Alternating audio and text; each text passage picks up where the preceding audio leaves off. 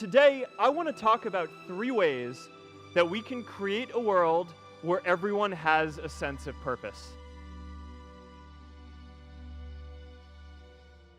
One of my favorite stories is when JFK went to go visit the NASA Space Center, and he saw a janitor holding a broom, and he asked him what he was doing, and the janitor replied, "Mr. President, I'm helping put a man on the moon."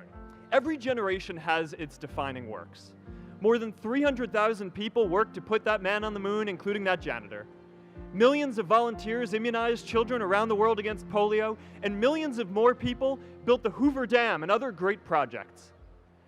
And now it's our generation's turn to do great things. Now I know, maybe you're thinking, I don't know how to build a dam. I don't know how to get 1 million people involved in anything. Let me tell you a secret. No one does when they begin. Ideas don't come out fully formed. They only become clear as you work on them.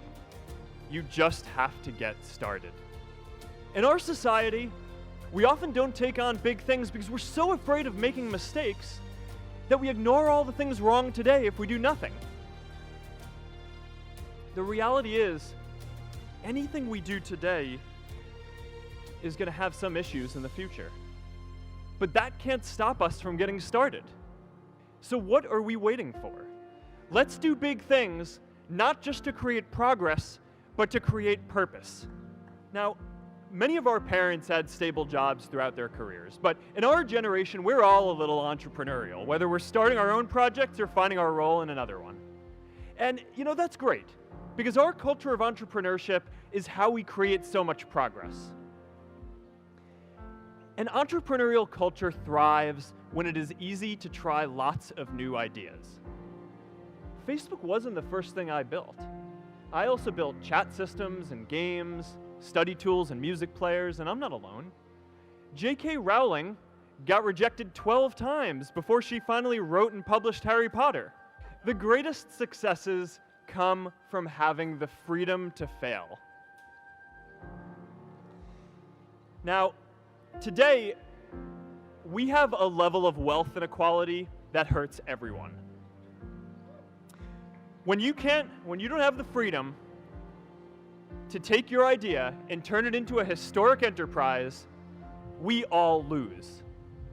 And right now, today, our society is way over-indexed on rewarding people when they're successful, and we don't do nearly enough to make sure that everyone can take lots of different shots. Now, let's face it. There is something wrong with our system when I can leave here and make billions of dollars in 10 years while millions of students can't even afford to pay off their loans, let alone start a business. We all know you don't get successful just by having a good idea or working hard. You get successful by being lucky too.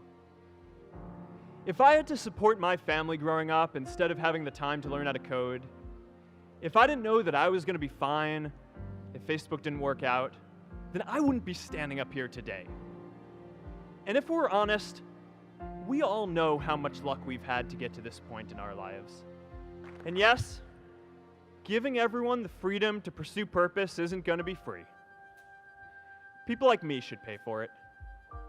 And a lot of you are going to do really well, and you should too. Millennials are already one of the most charitable generations in history.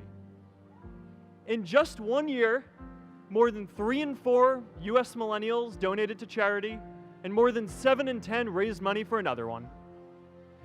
But it's not just about giving money. You can also give time. And I promise you, if you just take an hour or 2 a week, that's all it takes to give someone a hand and help them reach their potential. We can all make time to give someone a hand. Let's give everyone the freedom to pursue purpose, not just because it's the right thing to do, but because when more people can turn their dreams into something great, we are all better for it. Purpose doesn't only come from work. The third way we can create a sense of purpose for everyone is by building community. And in our generation, when we say purpose for everyone, we mean everyone in the world. Every generation expands the circle of people we consider one of us. And in our generation, that now includes the whole world. We understand that the great arc of human history bends towards people coming together in ever greater numbers, from tribes to cities to nations, to achieve things that we could not on our own. We get that our greatest opportunities are now global. We can be the generation that ends poverty, that ends disease. And we get that our greatest challenges need global responses too. No country can fight climate change alone or prevent pandemics. Progress now requires coming together, not just as cities or nations, but also as a global community.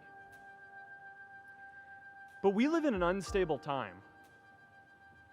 There are people left behind by globalization across the whole world. And it's tough to care about people in other places when we don't first feel good about our lives here at home. There's pressure to turn inwards. This is the struggle of our time. The forces of freedom, openness, and global community against the forces of authoritarianism, isolationism, and nationalism. Forces for the flow of knowledge, trade, and immigration against those who would slow them down. This is not a battle of nations. It is a battle of ideas. There are people in every country for more global connection, and there are good people against it. Change starts local. Even global change starts small with people like us. In our generation, the struggle of whether we connect more, whether we achieve our greatest opportunities, comes down to this: your ability to build communities and create a world where every single person has a sense of purpose.